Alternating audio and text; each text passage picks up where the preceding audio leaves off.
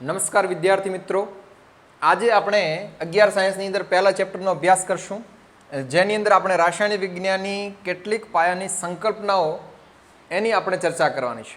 તો આપણે રસાયણ વિજ્ઞાનને સમજવું હોય તો એની પાયાની કેટલીક મૂળભૂત બાબતો છે એનો આપણે કોન્સેપ્ટ વાઇઝ સમજવું છે. તો એની અંદર આપણે જોશું કે રસાયણ વિજ્ઞાન જે છે એ માત્ર ને માત્ર અણુ અને પરમાણુનું રૂપાંતરણ માટેનું વિજ્ઞાન છે કે જેની અંદર આપણે જોશું કે 100 જેટલા તત્વો, 118 તત્વો, 100 કરતાં પણ વધારે તત્વો જે છે એ વિજ્ઞાન નહીં પરંતુ એમાંથી રચાતા અસંખ્ય વૈવિધ્યસભર અણુઓનું વિજ્ઞાન છે. અને આ બધા જે 118 તત્વોથી મળીને જે અલગ અલગ પ્રકારના અણુ બને છે, અલગ અલગ પ્રકારના સંયોજન બને છે, એનો આપણે અભ્યાસ 11 સાયન્સની અંદર આજ પહેલા ચેપ્ટરની અંદર કરવાનો છે.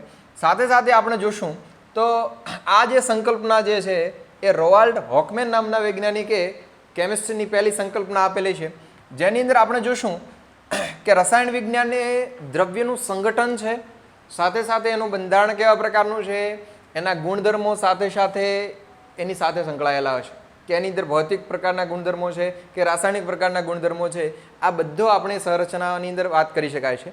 બીજું, કોઈ પણ દ્રવ્ય હોય કે ઘટક હોય કે પદાર્થ હોય તો એ માત્ર ને માત્ર પરમાણુની સંરચના અને અણુ થકી બનેલું હોય છે અને એ સૌથી સારી રીતે સમજાવી શકાય છે, એને આપણે વર્ણવી શકાય છે અને આથી આપણે કહી શકાય છે કે અણુ અને પરમાણુનું વિજ્ઞાનને આપણે કેમિસ્ટ્રી, રસાયણ વિજ્ઞાન તરીકે ઓળખવામાં આવે છે. આ બધી સંકલ્પનાઓ સાથે સાથે આપણે સમજવી છે.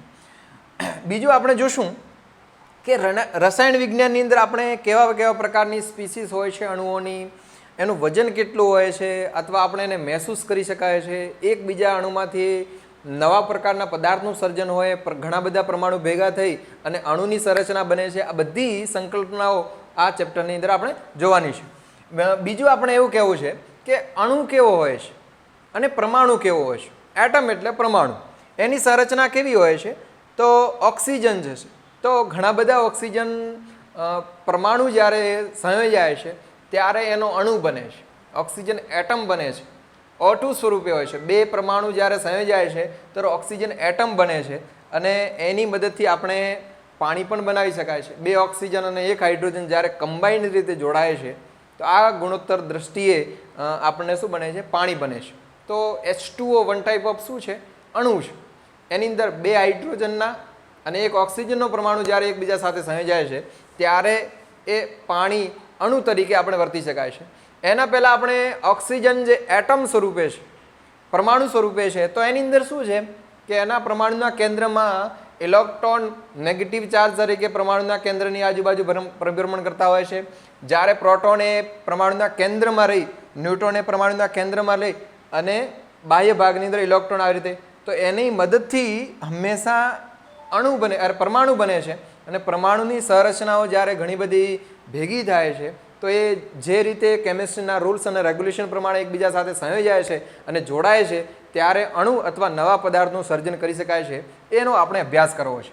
બીજું આપણે જોશું કે એટમ જે છે તો એની સંરચના આવા પ્રકારની હોય છે, સ્વતંત્ર રીતે એની સ્પીસીસ, એની અંદર પ્રોટોન, ઇલેક્ટ્રોન પ્રકારની સંરચના હોય છે.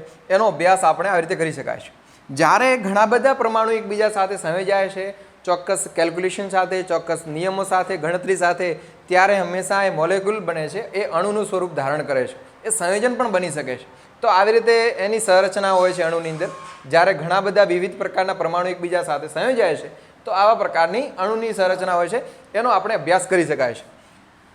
બીજું આપણે જોવું છે કે એક્ઝામ્પલ તરીકે આપણને વોટર આપી દીધું છે, પાણી છે, તો પાણીનો જે અણુ જે છે તો એનું જે અણુભાર જે છે એ 18 જેટલો છે. તો એની અંદર એક ઓક્સિજન અને બે હાઇડ્રોજન એકબીજા સાથે જ્યારે સંયોજાય છે તો અણુનું સ્વરૂપ ધારણ કરે છે. તો એની અંદર બે હાઇડ્રોજન અને એક ઓક્સિજનનું કમ્બાઇનની પ્રમાણ જ્યારે જોડાય છે તો એ પાણી બને છે. એવી જ રીતે આપણે જોશું તો નાઇટ્રોજન જે છે એનો પરમાણુ ક્રમાંક 7, પરમાણુ ભાર 14 છે. ઓક્સિજન છે તો એનો પરમાણુ ક્રમાંક 8 છે, પરમાણુ ભાર 16 છે. કાર્બન છે તો પરમાણુ ક્રમાંક 6 છે તો એનો પરમાણુ ભાર 12 છે. હાઇડ્રોજન છે તો એનો પરમાણુ ક્રમાંક અને પરમાણુ ભારની સંખ્યા 1 જેટલી હોય છે, એને H વડે દર્શાવી શકાય છે. એવી જ રીતે આપણે જોશું એલેનાઇન અણુ છે તો તો એની અંદર 89 જેટલું એનું મોલેક્યુલર વેઇટ હોય છે. તો એની અંદર આવી રીતે ઓક્સિજન છે, કાર્બન છે, આ પ્રકારની સંરચનાથી શું થાય છે, સંયોજાય છે, હાઇડ્રોજન રીતે જોડાય છે ત્યારે. એના પછી આપણે ગ્લુકોઝની અંદર જોશું તો C6H6O6 પ્રકારનું અણુ બને છે. તો એની અંદર 12 કાર્બન છે, હાઇડ્રોજન છે અને ઓક્સિજન જ્યારે સંયોજાય છે ત્યારે 180 જેટલો અણુભાર ધરાવે છે. તો એની સંરચના જે છે આવા પ્રકારની હોય છે. તો જ્યારે કોઈ પણ પ્રકારના અણુ જે છે સંરચના બનતી હોય છે તો એની અંદર એની પાછળ શું હોય છે, પરમાણુની ભૂમિકા હોય છે. અને પરમાણુ ક્યારે જોયા છે, ચોક્કસ પ્રકારના ઇલેક્ટ્રોનની લેવડ દેવડ થાય છે, ચોક્કસ પ્રકારની સંરચના બને છે, તો એનો આકાર હોય છે, એની અંદર સંકરણ હોય છે અને ત્યારબાદ એ અણુનું સ્વરૂપ ધારણ કરી શકતા હોય છે.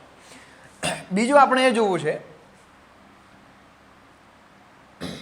કે આ જે રસાયણ વિજ્ઞાન છે એની અગત્યતા શું છે, ઇમ્પોર્ટન્સ ઓફ કેમિસ્ટ્રી આપણે જોવું છે. શું શું અગત્યતા હોઈ શકે છે? તો કુદરતને વર્ણવવું છે અથવા એને સમજવું છે તો એના માટે સતત માનવ જે છે એના માટે પ્રયત્નશીલ હોય છે. અને આપણે વિજ્ઞાનનો જે અભિભેદ કરીએ તો પોતાની અનુકૂળતા મુજબ અલગ અલગ શાખાઓની અંદર આપણે રસાયણ વિજ્ઞાનને વિભાજિત કરવામાં આવી છે. સાથે સાથે આપણે જોશું તો રસાયણ વિજ્ઞાન સાથે ભૌતિક વિજ્ઞાન છે, જીવ વિજ્ઞાન છે, ભૂસ્તરશાસ્ત્ર છે, બાયોલોજી છે, હિસ્ટ્રી છે, આ બધા પ્રકારના વિજ્ઞાન જે છે જ્યારે જોડાય છે તો એનો પાયો ક્યાં હોય છે, કેમિસ્ટ્રી સાથે એનું એટેચમેન્ટ, એનું કનેક્શન હોય છે. બીજું આપણે એ જોવું છે કે રસાયણ વિજ્ઞાન એવી શાખા છે કે કોઈ પણ દ્રવ્ય છે, કોઈ પણ પદાર્થ છે એનું સંગઠન કેવા પ્રકારનું છે, એના ગુણધર્મો, એની પારસ્પરિક પ્રકારની ક્રિયાઓ કેવા પ્રકારની થાય છે, આ બધાનો આપણે અભ્યાસ કરવામાં આવે છે ત્યારે જ આપણે રસાયણ વિજ્ઞાન સમજી શકાય છે. રસાયણ વિજ્ઞાન શું છે, એ રાસાયણિક રીતે રૂપાંતરો છે. એક સ્વરૂપમાંથી બીજા સ્વરૂપની અંદર ફેરવાય છે, ઘણા બધા પ્રક્રિયકો એકબીજા સાથે પ્રક્રિયા કરે છે અને એ નિપજની અંદર પરિવર્તન પામે છે. તો આવા બધા પ્રકારની જે સંરચના જે છે એ આપણે સમજી શકાય છે. બીજું આપણે રસાયણ વિજ્ઞાનની અંદર જોશું તો એની કેન્દ્રીય ભૂમિકા છે. એની અંદર આપણે જોશું તો અનેક વાર ભૌતિક વિજ્ઞાન સાથે, આપણે જીવ વિજ્ઞાન સાથે, ભૂસ્તર વિજ્ઞાન સાથે, ઇતિહાસ સાથે એકબીજા સાથે પારસ્પરિક રીતે શું છે, વણાયેલા છે. અને એમાં રસાયણ વિજ્ઞાન જે છે એ રોજબરોજની જે ઘટનાઓ છે, રોજિંદા લાઈફસ્ટાઈલ જે છે એની અંદર પણ આપણું કેમિસ્ટ્રીનો જે છે પોર્શન સૌથી વધારે જોવા મળે છે. કારણ છે કે આપણે ઘણા પ્રકારના જે ખોરાકો ખાઈએ છીએ, સાથે સાથે આપણું મેડિકલ જે છે, અલગ અલગ પ્રકારના ધાતુની મદદથી આપણે રહેવાસ માટે ઉપયોગ કરીએ છીએ, ઘર બાંધવા માટે જે ઉપયોગ કરીએ છીએ, કોઈ પણ પ્રકારની ઇલેક્ટ્રિસિટી છે, આ બધાની અંદર કેમિસ્ટ્રીનો ક્યાંક ને ક્યાંક એનો કોન્સેપ્ટ રહેલો હોય છે. બીજું આપણે જોવું છે કે કેમિસ્ટ્રીની જે શાખાઓ જે છે એ ઘણી બધી પ્રકારની હોય છે. માત્ર બાયોલોજી, ફિઝિક્સ કે ભૂસ્તરશાસ્ત્ર કે ઇતિહાસ સાથે એનો કનેક્ટેડ નથી, ઘણા બધા વિજ્ઞાન સાથે એનો કનેક્ટેડ છે. કેમિસ્ટ્રીની શાખાઓની અંદર આપણે જોશું તો ઓર્ગેનિક કેમિસ્ટ્રી છે, ઇનઓર્ગેનિક છે, ફિઝિકલ કેમિસ્ટ્રી છે, એનાલિટિકલ છે, પછી બાયોકેમિસ્ટ્રી છે, ન્યુક્લિયર છે, પછી પર્યાવરણ છે, ઇન્ડસ્ટ્રીયલ પ્રકારનો કેમિસ્ટ્રી છે, પોલિમર પ્રકારનું થિયોરિટિકલ પોર્શન છે, રેડિયો કેમિસ્ટ્રી છે, એના પછી પેટ્રોકેમિકલની અંદર આવે છે, જીઓ કેમિસ્ટ્રીનો પણ સમાવેશ કરી શકાય, એસ્ટ્રો છે, એગ્રો કેમિસ્ટ્રી છે, સોલિડ સ્ટેટ ઘન અવસ્થા છે, સ્પેક્ટ્રોસ્કોપી છે, સ્ટીરિયો કેમિસ્ટ્રી છે, સરફેસ, થર્મો કેમિસ્ટ્રી છે, ફ્રેમ્ટો કેમિસ્ટ્રી છે, કોઓર્ડિનેશન સંકીર્ણ પ્રકારના સંયોજનો છે, પછી ફોરેન્સિક સાયન્સ આવે છે, એના પછી પ્રાઇટ્રો કેમિસ્ટ્રી છે, ક્વોન્ટમ કેમિસ્ટ્રી છે જે ફિઝિક્સ સાથે સંકળાયેલું છે. તો આમ કેમિસ્ટ્રીની જોશું તો એની બ્રાન્ચ છે, એની શાખાઓ છે, એની અંદર વિવિધતા છે અને એનું કનેક્શન જે છે એ સંસારની બધી જે આપણે ભૌતિક સુખ સગવડ ફેસિલિટીનો યુઝ કરીએ છીએ તો ક્યાંક ને ક્યાંક કેમિસ્ટ્રી એની અંદર આપણને જોવા મળે છે. બીજું આપણે એ કહેવું છે કે કેમિસ્ટ્રી મેઇનલી મેથેમેટિક્સ સાથે, ફિઝિક્સ સાથે, એને કેમિકલ ફિઝિક્સ કહેવામાં આવે છે અને ભૌતિક રસાયણ વિજ્ઞાન તરીકે ઓળખવામાં આવે છે. એનો જીઓલોજી સાથે પણ કનેક્શન રહેલું છે અને જીઓ કેમિસ્ટ્રી તરીકે પણ ઓળખવામાં આવે છે. કેમિસ્ટ્રીનું બાયોલોજી સાથે પણ કોમ્બિનેશન જોવામાં આવે છે, જેને આપણે જીવ કેમિસ્ટ્રી તરીકે ઓળખીએ છીએ. અને એની અંદર ખાસ કરીને જૈવિક અણુઓ જે છે તો એની અંદર કેમિસ્ટ્રીનો પોર્શન આવે છે. મેથેમેટિક્સની અંદર પણ કેમિસ્ટ્રીનો પોર્શન આવે છે. તો આમ કેમિસ્ટ્રીનું જે કોમ્બિનેશન છે, મેન જે સબ્જેક્ટ જે છે એની સાથે પણ એનું કોન્ટ્રીબ્યુશન સૌથી વધારે આપણે જોવા મળે છે. બીજું આપણે જોશું તો રોજબરોજની જે આપણી લાઈફસ્ટાઈલ જે છે તો એની અંદર પણ કેમિસ્ટ્રીનો પોર્શન સૌથી વધારે જોવા મળે છે. ખાસ કરીને આપણે કુકિંગ જે છે, રોજ પ્રકારના જે રોજિંદા ખાદ્ય પદાર્થો જે છે, એના પછી આપણે બેટરી જે છે, વાહનોને ચલાવતી બેટરી છે, એની અંદર કોષ તરીકે એનો ઉપયોગ થાય છે. ફૂડ જે છે, ખોરાક છે, એની અંદર પછી આપણું પેપર છે, એની અંદર પણ સૌથી વધારે ઉપયોગ થાય છે. પછી પિલ્સ છે, પછી સાબુ છે સોપ તરીકે, પછી પેટ્રોલ ડીઝલ પ્રકારના પેટ્રોકેમિકલ છે, એની અંદર પણ કોન્ક્રીટ પ્રકારનો જે છે એની અંદર આરસીસી છે, સિમેન્ટ છે, કોન્ક્રીટ છે, એની અંદર પણ પ્લાસ્ટિક છે, પોલિમર પ્રકારનું જે કેમિસ્ટ્રી છે એની અંદર પણ ઉપયોગ થાય છે. પછી જે ક્લોથ જે છે, કપડાં છે, એની અંદર પણ કેમિસ્ટ્રીનું બહુ મોટું માર્જિન રહેલું છે. એના પછી ક્રેકર્સ છે, પછી પેપર છે, કુકિંગ છે. તો આમ અલગ અલગ વિવિધતા સાથે કેમિસ્ટ્રીનું કોમ્બિનેશન જોવા મળે છે કે જે આપણે રોજિંદા જીવનની અંદર આ બધી બાબતો ખૂબ જરૂરી હોય છે. બીજું આપણે જોશું કે આપણે હવામાનની તરાહો જે છે, મગજની આપણી કાર્ય પદ્ધતિ છે, પછી કમ્પ્યુટરનું પ્રચાલન કરવું છે આપણે, તો એનું ઓપરેશન કરવું છે. તો અનેકવિધ ક્ષેત્રોની અંદર રસાયણ સિદ્ધાંતોનો શું છે એની અંદર અગત્યતા રહેલી છે. ખાસ કરીને આપણે જોશું તો ખાતર છે, પછી આલ્કલી છે, એસિડ બેઝ છે, પછી ક્ષાર છે, રંગક છે, પોલિમર છે, ઔષધ છે, સાબુ છે, પ્રક્ષાલક ડિટર્જન્ટ તરીકે છે, એના પછી ધાતુ છે, મિશ્ર ધાતુ છે, અન્ય પ્રકારના કાર્બનિક કે અકાર્બનિક પ્રકારના રસાયણ વિજ્ઞાન સહિત નવા જે આજે દિવસે ને દિવસે જે ભૌતિક જગત જેટલું વિકસતું જાય છે, તો એની અંદર કેમિસ્ટ્રીના સિદ્ધાંતો સૌથી વધારે આપણે ઉપયોગ કરી શકાય છે, સંપાદિત કરી શકાય છે. અને એ ઉદ્યોગોને કારણે આપણી રાષ્ટ્રીય અર્થવ્યવસ્થા છે, national economy and international economy, એની અંદર કેમિસ્ટ્રીનો જે છે સૌથી વધારે મોટો ફાળો રહેલો છે. તો એનો યુઝિસ આપણે આવી રીતે જોઈ શકાય છે. બીજું આપણે એ કહેવું છે કે રસાયણ વિજ્ઞાન એ આપણે ખોરાક સાથે આપણી સ્વાસ્થ્ય સંભાળની અંદર આપણે જોશું તો ફાર્મા સેક્ટર છે, ફાર્માસ્યુટિકલ છે, દવા બનાવી છે, એની સાથે આપણે જે રોજિંદી જરૂરિયાત છે, એના પછી અન્ય પ્રકારના જે પદાર્થો જે છે, ખાસ કરીને આપણે માણસની જે ગુણવત્તા જે છે, આયુષ્ય વધે, એનું આયુષ્ય નિરોગી રહે, ભૌતિક સુખ સગવડો વધે, સાથે સાથે માણસનું જીવન એકદમ શું બને, સરળ અને સુખમય બને, એના માટે એનું જે ધ્યેય સુધી આપણે પહોંચી વળવું છે, તો એની અંદર આપણે જોશું તો કેમિસ્ટ્રી ખાદ્ય પદાર્થનું ઉત્પાદન વધુ થઈ શકે છે. એના માટે અલગ અલગ પ્રકારની ખાતરની પ્રોડક્ટ છે, પછી એનું ઉત્પાદન કેવી રીતે કરી શકાય છે, એના માટે કીટનાશકો છે, જંતુનાશકો છે, એની નવી પ્રકારની સુધારેલી જાતો, હાઇબ્રિડ જાતો આપણે ઉપયોગમાં લઈએ છીએ, જેનું કારણે ખેતીની અંદર આપણે ઉત્પાદન એનું વધારી શકાય છે. બીજું આપણે જોશું કે એ જ રીતે આપણી જીવન રક્ષક પ્રકારની જે ઔષધ છે, જેમ ખાસ કરીને સિસ પ્લેટિનમ છે, ટાક્સોલ છે, કે જે કેન્સર પ્રકારની જે બીમારી જે છે એને કેવી રીતે કંટ્રોલ કરી શકાય છે, એની સામે અસરકારક કેવી રીતે પાડી શકાય છે. એચજેટી એજિયોડાયથેમિટી પ્રકારનો જે છે કે એડ્સ પ્રકારનો જે રોગ થાય છે, તો એને કેવી રીતે કંટ્રોલ કરી શકાય છે, એને અટકાવી શકાય છે, તો એના માટે એનો સૌથી વધારે ઉપયોગ થઈ શકે છે.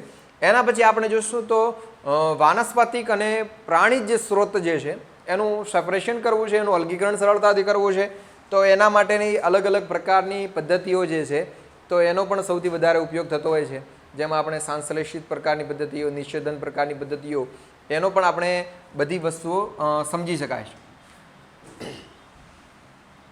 બીજું આપણે એ કહેવું છે કે રાસાયણિક સિદ્ધાંતો સમજણને કારણે એના ભૌતિક પ્રકારના જે ગુણધર્મો છે, જેવા કે આપણે એના ચુંબકીય ગુણધર્મો હોય, વિદ્યુતીય ગુણધર્મો હોય, એની સાથે એના પ્રકાશીય ગુણધર્મો હોય, વક્રી ભવનાંક છે, અવનવા પ્રકારનો પદાર્થનું સંશ્લેષણ છે, એનું ઉત્પાદન કરવું છે, એને નિર્માણ કરવું છે, એને લાંબા સમય સુધી ટકાવી રાખવું છે. તો આ બધી પ્રકારની જે નવસર્જનની પ્રક્રિયાઓ જે છે, નવું ડેવલપિંગ કેમિસ્ટ્રી થઈ શકે છે, એના માટેની જે પ્રક્રિયા જે છે એની અંદર આપણે એનો ઉપયોગ કરી શકાય છે. બીજું આપણે જોશું કે આને લીધે અતિવાહક જે સિરેમિક્સ છે અને વાહકતા ધરાવતા જે પોલિમર જે છે, પછી ખાસ કરીને ઓપ્ટિકલ ફાઇબર જે છે કે ઇન્ટરનેટ કનેક્ટિવિટી જે એકબીજા રાષ્ટ્રો સાથે અથવા દરિયાઈ માર્ગે થઈ અને વિશ્વના બધા દેશો સાથે ઇન્ટરનેટ કનેક્ટિવિટી થઈ શકે એના માટે ઓપ્ટિકલ ફાઇબર. પછી આપણે જોશું તો ઘન અવસ્થાના સાધનો જે છે અતિ નાની પ્રકૃતિને કારણે મોટા પાયા ઉપર ઉત્પાદન કરવા તરફ આપણે સતત એની પાછળ દોરવાયેલા છીએ. તો એની અંદર પણ આપણે સમજૂતી આપી શકાય છે. એના પછી વર્તમાન સમયની અંદર આપણે જોશું તો જે પર્યાવરણની અંદર અવનવા પ્રકારનો પ્રશ્નો ઊભા થાય છે. ગ્લોબલ વોર્મિંગ હોય, ક્લાઇમેટ ચેન્જ છે, વાતાવરણની અંદર ગરમીનું ટેમ્પરેચર વધે છે, કાર્બન ડાયોક્સાઇડનું સૌથી વધારે ઉત્પાદન થાય છે. તો એને કારણે આપણું એન્વાયરમેન્ટ ડિગ્રેડેશન જે થઈ રહ્યું છે તેના માટે સૌથી વધુ બાબતો આપણે જોશું તો એ સફળતાપૂર્વક પ્રાપ્ત કરી શકાય છે. ખાસ કરીને આપણે પર્યાવરણીય જોખમો જે છે એની અંદર ખાસ કરીને રેફ્રિજરેટર જે છે, પછી CFC છે, એસી છે, ક્લોરોફ્લોરોકાર્બન છે. તો આ બધી બાબતો જે છે એના સલામત પ્રકારના જે વિકલ્પો જે છે તો એને સંશ્લેષિત કરવાની અંદર આપણે એનો ઉપયોગ કરી શકાય છે.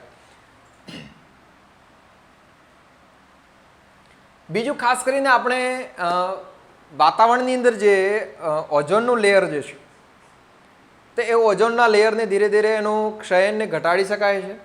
અને સાથે સાથે ઘણી મોટી જે પર્યાવરણીય સમસ્યાઓ જે છે તો એ સમસ્યાને ઉકેલવી છે, પ્રોબ્લેમનું સોલ્યુશન કેવી રીતે આવે છે તો એ દિશાની અંદર આપણે આગળ વધવું છે. તો રસાયણ વિજ્ઞાનીઓ એને સતત કમર કસવાની જરૂર છે. તો એવા પ્રકારના પ્રશ્નોનું સમાધાન કેવી રીતે આવી શકે છે કે જે આજનું વિશ્વ આ બધા પ્રકારના પ્રશ્નોનું ભોગવી રહ્યું છે એનું સમાધાન કેવી રીતે આવી શકે તો એ આપણે જ વિચારવાનું છે. બીજું આપણે એ કહેવું છે કે ખાસ કરીને જે ગ્રીનહાઉસ અસર જે છે, ગ્રીનહાઉસ વાયુ છે, મિથેન વાયુ છે, કાર્બન ડાયોક્સાઇડ છે, એનું વ્યવસ્થાપન કેવી રીતે કરવાનું છે. પછી આપણે જોશું તો જૈવ રાસાયણિક પ્રક્રિયાઓને સમજવાનું એ રસાયણિકને મોટા પાયાની અંદર આપણે એનું ઉત્પાદન કરવું છે. સાથે સાથે રસાયણશાસ્ત્ર આવનાર પેઢી માટે જે છે બૌદ્ધિક પ્રકારના ચેલેન્જીસ જે અલગ અલગ પ્રકારના પડકાર છે તો આ બધા પ્રકારના પડકારને આપણે કેવી રીતે પહોંચી વળવું છે તો એનું પણ આપણે ખાસ ધ્યાન રાખવાનું છે. સાથે સાથે આપણે જોશું કે આજના સમયની અંદર ભારત જેવો જે વિકસતો દેશ છે એ પડકારોને ઝીલવા માટે કુશાગ્ર અને સર્જનાત્મક પ્રકારના જે રસાયણશાસ્ત્રીની 100% એની જરૂરત પડવાની છે. તો એને કારણે આ બધા પ્રકારના પ્રશ્નોનું સમાધાન આપણને સરળતાથી મળી શકે છે. બીજું આપણે એ કહેવું છે કે કેમિસ્ટ્રી જે છે એનું જોશું તો રોજિંદા પ્રકારની જે લાઈફસ્ટાઈલ જે છે તો અવનવા પ્રકારના પદાર્થોની બનાવટ કરવી છે તો કેમિકલ સ્વરૂપે આપણે આવી રીતે કેમિકલો હોય છે એમાંથી અવનવા પ્રકારના પદાર્થોનું આપણે સર્જન કરી શકાય છે. પ્રયોગશાળાની અંદર આવી રીતે સર્જન થઈ શકે છે. બીજું આપણે જોશું કે આજનો જે ઇન્ડસ્ટ્રીયલ પ્રકારનો ગ્રોથ હોય, ખાસ કરીને કેમિકલ પ્રકારની કંપનીઓ, ફાર્માસ્યુટિકલ દવા બનાવતી જે ફેક્ટરીઓ જે છે, સાથે સાથે આપણે ડેરી ટેકનોલોજી પણ એટલી ઝડપથી ડેવલપ થઈ રહી છે. તો આ બધા જ પ્રકારની ઇન્ડસ્ટ્રી થઈ રહી છે, વિકસી રહી છે. તો એની અંદર કેમિસ્ટ્રીનો જે પોર્શન જે છે, કેમિસ્ટ્રીનો જે સિદ્ધાંતો જે છે એનો ઉપયોગ સૌથી વધુ પ્રમાણની અંદર થતો હોય છે. તો એને કારણે નવા પ્રકારના પદાર્થોનું સર્જન થઈ શકે છે. ખોરાકનું જે રો મટીરિયલ છે એને લાંબા ગાળા સુધી એ સાચવી શકાય છે. પછી એક જગ્યાએથી બીજા સ્થળે એનું ટ્રાન્સફોર્મેશન કરવામાં આવે છે. તો એ બધા પ્રકારના પદાર્થોનું યુટિલાઇઝ એનો ઉપયોગ પણ સરળતાથી આપણે કરી શકાય છે. એવા પ્રકારની ટેકનોલોજી દિવસે દિવસે વિકસી રહી છે. બીજું આપણે જોશું તો આજે ઉદ્યોગ જગત જે છે એનો સૌથી વ્યાપ વધવા લાગ્યો છે. અને બીજું આપણે જોશું તો અવનવી પ્રકારની કંપનીઓ જે છે, અવનવી પ્રકારના ઉદ્યોગો જે છે એનું ડેવલપમેન્ટ થઈ રહ્યું છે. તો ભારત એવો વિશાળ દેશની અંદર પ્રાપ્ય પ્રમાણની અંદર રો મટીરિયલ મળતું રહે છે. તો એના કારણે અવનવા પ્રકારના ઉદ્યોગોનું ડેવલપમેન્ટ થાય છે, સાથે સાથે એનું ગ્રોથિંગ થાય છે અને એ ભારતની અંદર ઉપયોગ સાથે બીજા દેશની અંદર પણ નિકાસ કરી શકે છે. સૌથી વધારે પ્રમાણની અંદર જોશું તો ખેતી જે છે એ સારો એવો પ્રકારનો આપણને કાચો માલ રો મટીરિયલ તરીકે આપે છે અને એનો બહોળા પ્રમાણની અંદર ભારતીય અર્થવ્યવસ્થાની અંદર એનું કોન્ટ્રીબ્યુશન સૌથી વધારે જેટલું રહેલું છે. તો એની અંદર પણ આવતા અલગ અલગ પ્રકારના ઉત્પાદન કેવી રીતે થઈ શકે છે તો એની અંદર ખાતર આપણે નાખીએ છીએ, જંતુનાશક દવાઓનો છંટકાવ કરી શકાય છે. એની અવનવી પ્રકારની જે અલગ અલગ પ્રકારની પદ્ધતિઓ દિવસે ને દિવસે વિકાસ થઈ રહી છે તો એ બધી બાબતો વિશે પણ આપણે વિચારવું રહે છે. બીજું આપણે જોશું કે રસાયણ વિજ્ઞાન છે, આપણો ખોરાક છે, પછી આપણી સ્વાસ્થ્યની સંભાળ છે, અન્ય પ્રકારનો જે પદાર્થ જે છે એને ગુણવત્તા વધારવી છે, આ બધા પ્રકારના પ્રશ્નોને પહોંચી વળવું છે તો ખેતીની અંદર એનું ઉત્પાદન કરવું છે, કીટનાશકોની અંદર એની સુધારેલી જાતોનો સમાવેશ આપણે કરી શકાય છે. બીજું આપણે ખાસ કરીને ફાર્મા સેક્ટરની અંદર સીસ પ્લેટિનમ છે, ટેક્સોલ છે, અલગ અલગ પ્રકારની કેન્સરને લગતી બીમારીનો છે એનો અટકાવ કરી શકાય છે, એ પણ આપણે યુઝિસ કરવાનું છે. સાથે સાથે આપણે ખાસ કરીને વનસ્પતિ અથવા પ્રાણીજ પ્રકારના સ્ત્રોતોનું અલગીકરણ અથવા એને સંશ્લેષિત પદ્ધતિથી આપણે એને અલગ કરી શકાય છે. બીજું આપણે જોશું તો રાસાયણિક સિદ્ધાંતની વધુ સમજણને કારણે એના અલગ અલગ પ્રકારના ભૌતિક પ્રકારના અથવા રાસાયણિક ગુણધર્મો જે છે, ખાસ કરીને ચુંબકીય ગુણધર્મો છે, વિદ્યુતીય ગુણધર્મો છે, અથવા એક સ્વરૂપમાંથી બીજા સ્વરૂપની અંદર કન્વર્ટ થવું છે, અથવા ઘણા બધા પ્રક્રિયકો એકબીજા સાથે પ્રક્રિયા કરે છે અને અંતે નિબંધની અંદર પરિવર્તન પામવું છે. તો આ ઘણું બધું જે નિર્માણ અને ઉત્પાદન આપણે કરવું છે તો એ કેમિસ્ટ્રીને કારણે શક્ય બનતું હોય છે.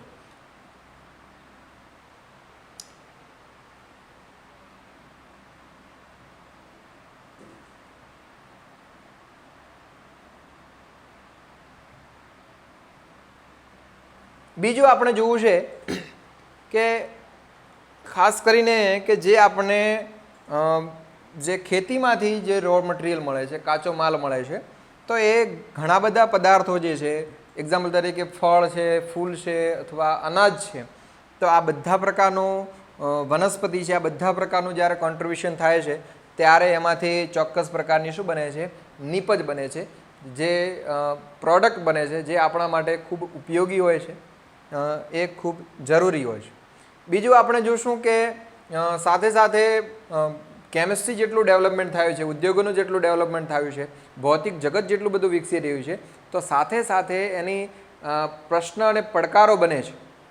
જેમ કે જમીનનું પ્રદૂષણ છે, માટીનું પ્રદૂષણ છે, પછી હવાનું પ્રદૂષણ છે, અલગ અલગ વાયુનું પર્યાવરણની અંદર ભળવાને કારણે પર્યાવરણની ઇફેક્ટો જે છે એ વાતાવરણ સૌથી વધુ અનુભવી રહ્યું છે, પાણી ઉપર પણ અસર થાય છે, જમીન ઉપર પણ અસર થાય છે. તો એને કારણે પ્રદૂષણની જે માત્રા વધી રહી છે, તો એનું સોલ્યુશન આપણે કેવી રીતે આવી શકે છે? તો એના માટે ઓપ્શન જે છે ગ્રીન કેમિસ્ટ્રી, હરિયાળું રસાયણ વિજ્ઞાન એનો બેસ્ટ ઓપ્શન છે. તો એની અંદર આપણે જે વેસ્ટ જે છે, મટીરિયલ્સ છે, અવનવા પ્રકારના રોગો છે, આપણી જોડે રિસ્ક છે, એનર્જી છે, આ બધું છે, કોસ્ટ છે, આ બધી જે વસ્તુઓ જે છે એને ફાઇન્ડ કરી અને એમાંથી નવો પ્રકારનું કેમિસ્ટ્રી જનરેટ કરી શકાય છે કે જે બધા પ્રશ્નોનું શું લાવે છે, સોલ્યુશન લાવે છે.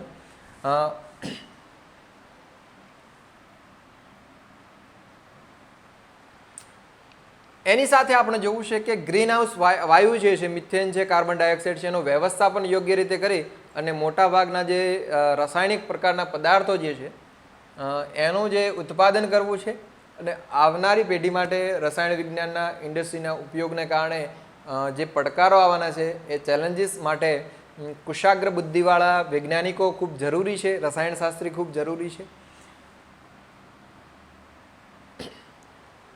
આજનું લેક્ચર આપણે એટલા સુધી રાખીએ છીએ.